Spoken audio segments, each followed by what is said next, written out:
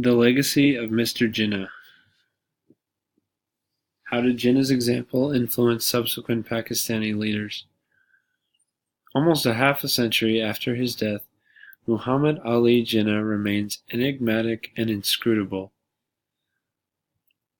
Although depicted in Richard Attenborough's Gandhi and by Indian and British journalism as a man who shattered the unity of India, history doesn't paint quite the same picture of the supposedly villainous Jinnah. Muhammad defies easy analysis even in the country he helped create, and his influence is still one affecting the world today.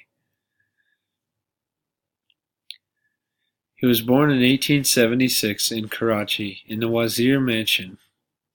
As a teenager, he was privileged to go to England to study business, but quickly gave that up to pursue law.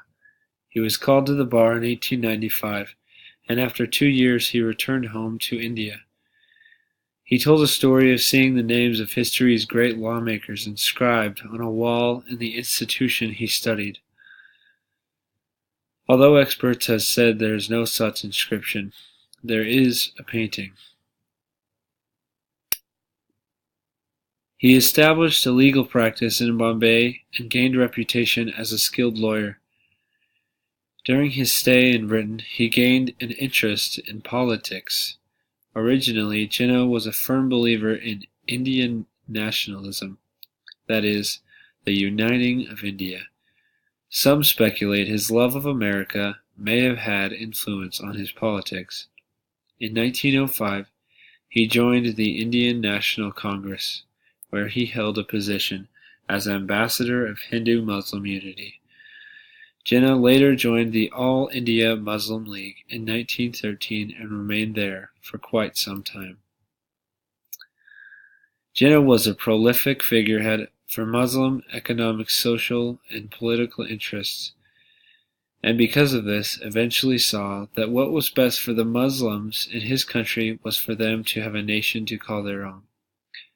He saw it as the only way to guarantee the protection Muslims desired. He articulated this in the Lahore Declaration of March 13, 1940. Britain liked the idea, and so in 1947 they announced a partition along religious lines. Pakistan was born and Karachi became its capital. This brief Jinnah reign was, in retrospect, a golden era of hope and promise, when millions of Muslims arrived from all over India to build new lives.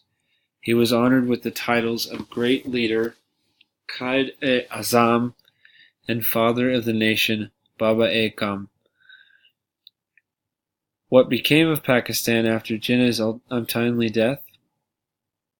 Ali's longtime friend Liaquat Ali Khan was assassinated.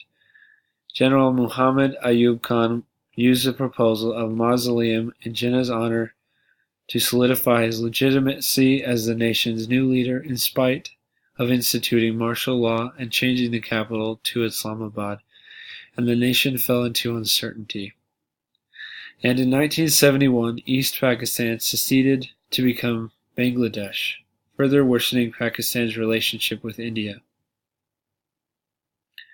Jinnah's dream, Pakistan, fell into confusion. The religious base of ideals and grounds on which the country was founded were transformed into skewed logic for future leaders to enact cruel and unfair laws in the country. General Zia-ul-Haq used Islam to legitimize his draconian rule, replacing the previous ruler's populist regime with authoritarianism under the guise of religious terminology. One of the worst of Zia's acts was the promulgation of the Hudud Ordinance passed in 1979. Public flogging for crime, including fornication and adultery, was instituted. The state became an overbearing, Orwellian big brother, keeping close tabs on the morality of its citizens instead of letting rule of law allow the citizens to govern themselves. This is not what Jinnah had in mind, and his legacy today still affects the day-to-day lives of Pakistanis.